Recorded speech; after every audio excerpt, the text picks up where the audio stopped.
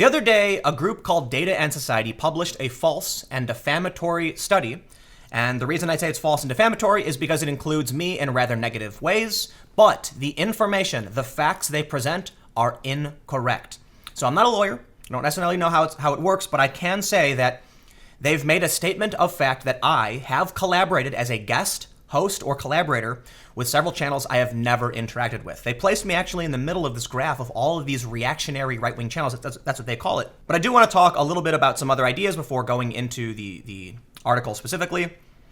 Simply having certain subject matter as the core of what I cover. I cover like cultural issues, be it protests or now it's the culture war. That is enough to warrant being called right-wing. But I'm not. For those of you that follow my channel, you know that I'm a social liberal. I get a lot of criticism when I say things like diversity is a strength, or when I say things like the Me Too movement has done really great things and getting rid of these horrible monsters has been spectacular, but we want to make sure we protect the innocent. Is that a controversial statement? But simply because I talk about some of these issues, people will accuse me of being right-wing. For instance, when I made a video about Nike's campaign backfiring, this was before their stock was at an all-time high, which I could address, but I make one video per day on my main channel. The point I made that immediately I said, yes, their sales are up. However, this could be a temporary bump. What we want to look at is brand recognition and value. And I showed that across the board it was down. And this was not my opinion. This came from a mainstream market research company that was being shared by several mainstream outlets. The article in question, the study, claims that these YouTubers, of which they include me, are far-right reactionaries, but they also have Joe Rogan on there, which is just ridiculous. They claim that we want traditionalism, we oppose social justice and feminism. How many times do I have to say on my channel that I'm actually for social justice, just not authoritarianism? I believe diversity is a good thing, but I don't believe attacking white people is diversity. I don't have traditional views. I am not conservative, and I refuse to call myself such. I'm a social liberal. Yet these studies come out. This study itself is contradictory, but you know what? Let's just jump right into it, and I'm going to show you exactly what's going on, what's wrong with it, and why it needs to be addressed. So, alternative influence, broadcasting the reactionary right on YouTube. So right away, they start with the premise that the people included in this are reactionary and right, and that's just not true. And this is by Rebecca Lewis at Data and Society. Full disclosure, I do know people at Data and Society who are high up, and I don't want to say too much to respect their privacy, so I'm actually surprised this past, I don't know if they checked this because there are people associated with Data and Society who I've known for years, and I have sent them a mildly worded letter, not very strong, but I said, please correct this. It's factually incorrect as it pertains to me. So they start by saying this report identifies and names the Alternative Influence Network, an assortment of scholars, media pundits, and internet celebrities who use YouTube to promote a range of political positions, from mainstream versions of libertarianism and conservatism all the way to overt white nationalism. Content creators in the AIN claim to provide an alternative media source for news and political commentary. They function as political influencers who adopt the techniques of brand influencers to build audiences and sell them on far-right ideology. This first paragraph is important because they mention libertarianism and conservatism all the way to white nationalism. However, I am a social liberal who regularly espouses social liberal opinions, especially on my second channel. If you're a fan of the content I make, you'll know that on my opinion channel, I made a 30-minute video where I talked about why I do like Alexandria Ocasio-Cortez's campaign platform, minus a few things that I feel are too far left. But she's got a bunch of positions I agree with, such as private prisons are bad, and we got to get money out of politics, and it's why I was such a big fan of Bernie Sanders. However, I support a public option, meaning I think there should be a balance between public and private, but we do need public healthcare. However, when they advocate for universal healthcare, I don't know if that's their exact position. I think it might be Medicare for all, which may just be the public option. So in that case, the issues I take with Ocasio-Cortez primarily are her gaffes and when she blocked the press. But I seriously made a half-an-hour video, and I got some criticism for it. But what I respect about this platform on YouTube is that even though most people who follow me, actually I don't believe it's most, because I made a video where I disagree with Tucker Carlson, and it was 60% people giving the video a thumbs up. But even people disagree with me, they're willing to give my video a thumbs up and say, you know what, I like it, but I disagree. And I hear that a lot. Yet they're going to claim that the people in this group are libertarian, are conservatives, or white nationalists. It's not the case. So in the study they say, This report presents data from approximately 65 political influencers across 81 channels. This network is connected through a dense system of guest appearances, mixing content from a variety of ideologies. This cross-promotion of ideas forms a broader reactionary position, a general opposition to feminism, social justice, or left-wing politics. Okay, and this is where I take huge issue to their inclusion of me.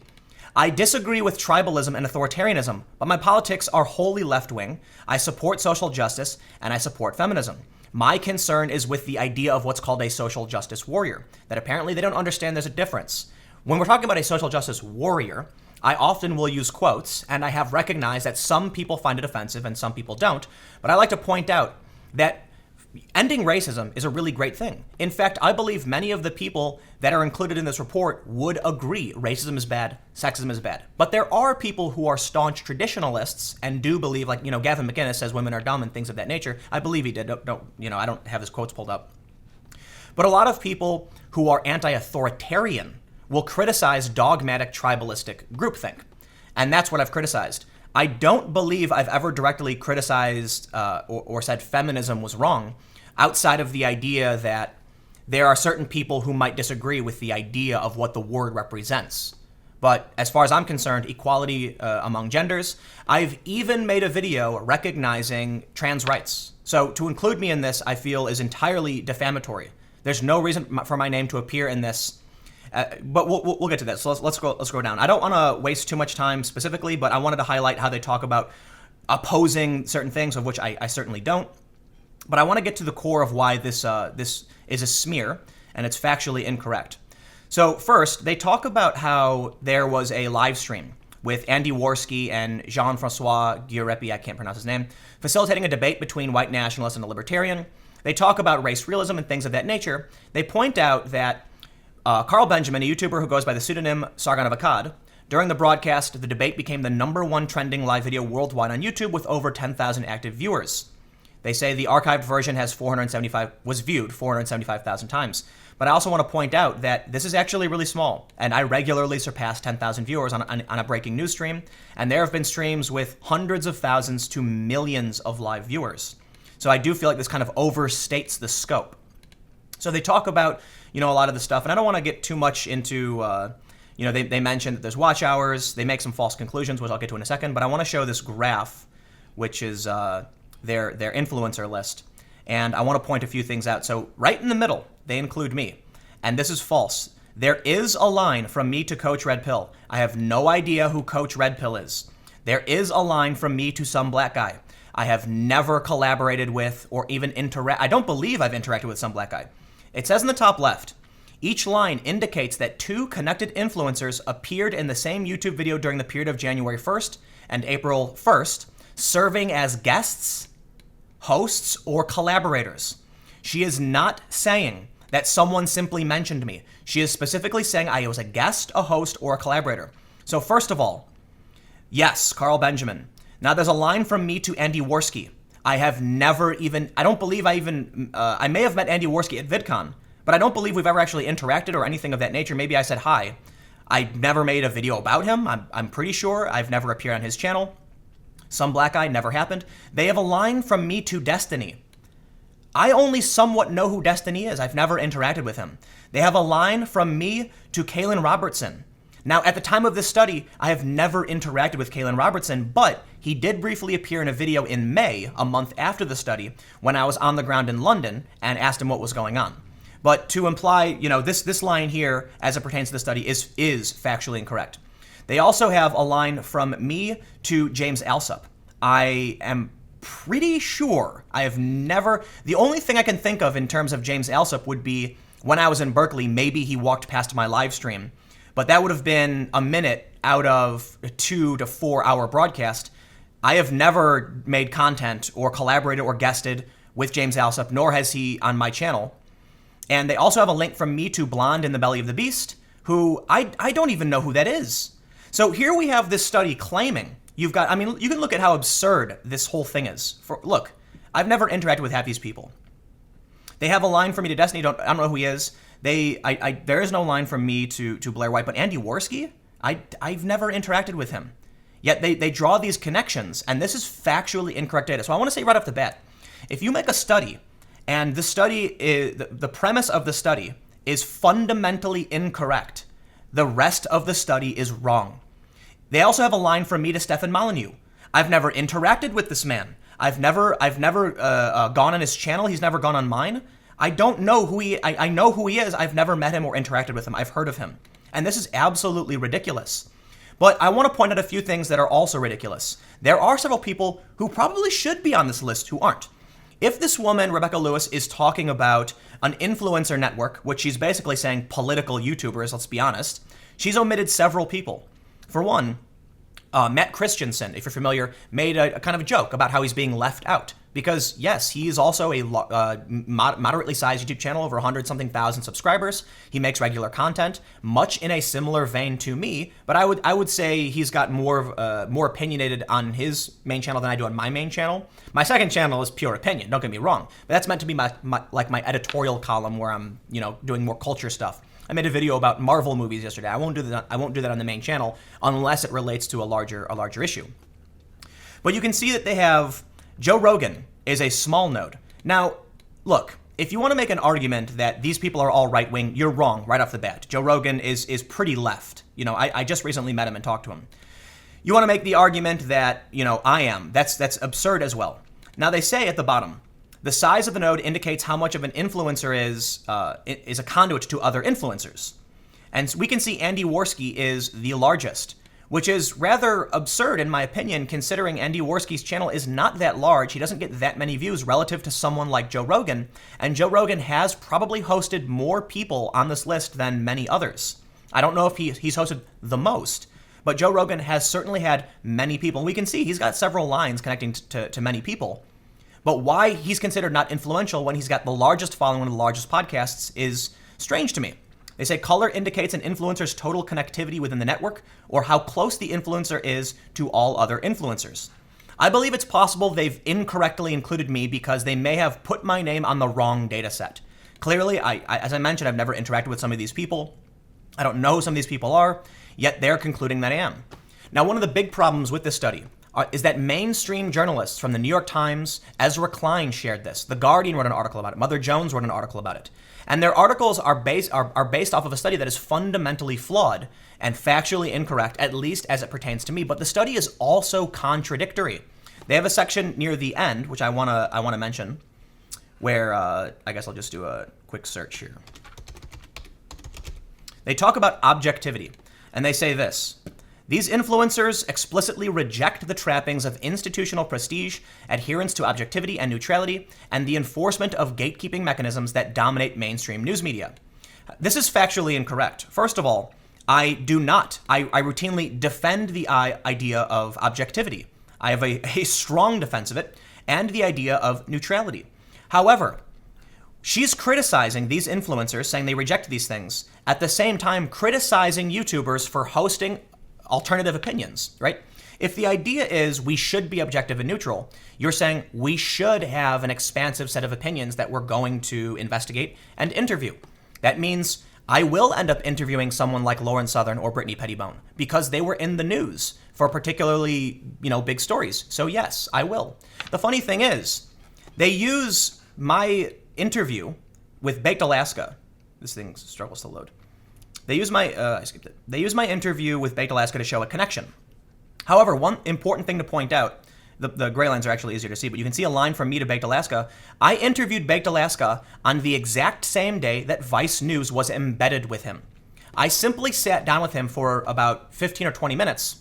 Vice News was with him the whole day, driving around with him, interviewing him, asking him questions, and published that on HBO. Yet, my short interview with a person who was one of the speakers at an event in Berkeley warrants me to be included on this. I would ask, where is Vice News in this graph of alternative YouTube channels? Because Vice News does, in many ways, the same thing I do in terms of interviews. There's a few other things that I want to point out. Well, I will go back to objectivity and state, people within the social justice left eschew objectivity as a tool of white supremacy, and I'm not exaggerating. Now This News, for instance, stated at VidCon that they have brought in anti-Trump protesters to help them produce content because they believe in what's called mission-driven storytelling. They believe that you can't be objective And this has persisted since, for a while now. In fact, The Intercept, for one, Glenn Greenwald says, you can't be objective. It is typical among mainstream news organizations to eschew objectivity and neutrality. They argue that you can't be neutral in times of conflict, and neutrality is as bad as support. They say silence is violence. So I'm confused as to what the argument they're making here when they say that this group, which includes me, somehow opposes objectivity. There's a lot more wrong with this. I don't want to necessarily go through everything, but I will point out where they mention me. I'm mentioned 11 times in this article. For one, the study does refer to me as YouTuber and independent journalist. So she didn't call me a reactionary or far right, and that's why I believe my inclusion may have legitimately been a mistake. But she says that Tim Pool argues that a media outlet's institutional reputation can actually act as a cover for bad journalism. What ends up happening, Pool explains in one video, is that being behind a brand gets people off the hook for the things they do. A journalist could write something bad, but people see Washington Post, they don't see the individual. And if the Washington Post doesn't issue a correction, then these individuals, the readers, will leave with bad information and believing some fake story. This is a hodgepodge of quotes. She's seemingly fractured what I was actually saying, and this quote for me literally makes no sense. I don't understand why it's included. She's trying to make some point that I somehow disagree with mainstream news, and while I've regularly criticized the media, in almost every video I make about the media, I always say they tend to be correct. Don't go to CNN for political commentary because that's opinion, but they do a fine job covering hurricanes. I've also said time and time again that ABC, CBS, NBC, AP, Reuters do an outstanding job and that PBS is the most trusted name in news. Now, CNN has that tagline, but it literally is PBS. There was a study done. I believe that websites like Huffington Post, Breitbart, I tend not to use these. However, I won't use right-wing sites as citation. I will use left-wing sites specifically for this reason. Okay? Because if it is something that they are claiming on their side, I will use that as a source. I won't use Breitbart because many Breitbart articles actually are rather inflammatory.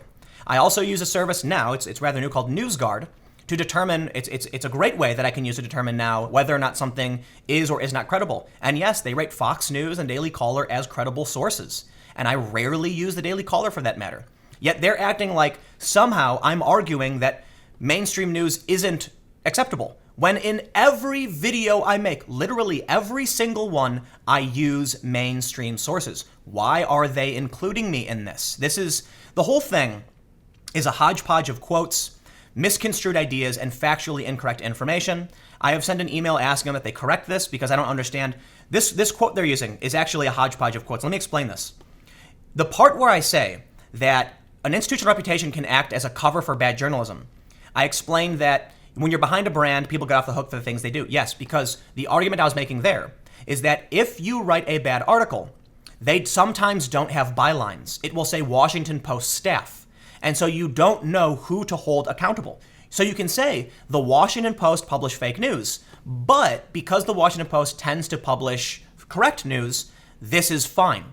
And I've talked to some experts in academia who review this kind of stuff, and I asked them, how do we solve for this problem? When news organizations know they're putting out something questionable, they just won't put a byline on it so that no one can be held accountable, and they can say, look, if 9 out of 10 of our articles are fine and this one was bad, what's the problem? We have a great success rate. And that's a way that they can publish defamatory statements and get away with it. Then when she goes on to say, if the Washington Post doesn't issue a correction, these individuals will leave with bad information and believing some fake story. That's just a factually correct statement, not even an opinion. It is true. If a news organization does not issue a correction, people will believe fake news. How is that controversial? And that statement doesn't even connect to the previous quote she has about me. Why is this being included? Interestingly, she says that I use my departure from media and academic institutions to highlight their outsider status as a source of credibility. Poole previously worked at Vice Media and Fusion TV before striking it on his own. This is also absolutely incorrect and misleading and misconstrues my statements. While it's possible I may have, poorly presented my opinions and arguments, my official stance is that I think Vice News does a really good job. And I've said time and time again, Vice News is boring, and that's not meant to be an insult. It's a compliment. News isn't supposed to be overly exciting and sensational, and a lot of what Vice News does is boring, and that's a good thing. And now I've been critical of Fusion, but I am absolutely proud of the work that I've done at Fusion. I'm critical of what they've become, Splinter TV, because they're overtly progressive and eschew objectivity, much like this woman claims that people in this group are doing. But I believe Vice does a pretty decent, now look, let me say this. Vice.com is like an opinion, analysis kind of thing. But Vice News is different. Vice News has won awards. Vice News got a documentary out of ISIS territory. I have produced things for Vice News and was the founding member who helped launch it. I certainly am not going to act like I don't like it. One of the main reasons that I left was not because of some kind of, people claim that I left because media was lying. Yes, there's to an extent that's true. I have talked about this, that they encourage you to be misleading in order to generate clicks, right? But one of the main reasons I left is because since I started working in media, these companies refuse to adapt. I recently talked about how I was trying to encourage Vice to make YouTube channels for their hosts where they can produce simple vloggy style videos on the ground as a daily bit of content, and that was in 2013. And they were excited for it, but they didn't have the ability to do it.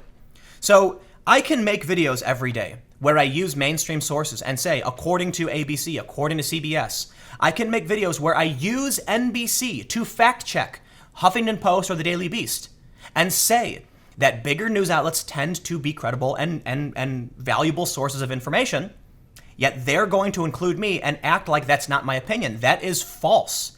Now, what they're stating about me is absolutely incorrect. I don't know if that's their opinion or what the point is, but they're including me in something, even when they recognize me as an independent journalist, and they're not calling me a reactionary or far right. They're simply highlighting the fact that I have talked about the misgivings, the mistakes of mainstream media, as somehow this puts me in a right-wing libertarian reactionary group that is absolutely absurd and incorrect.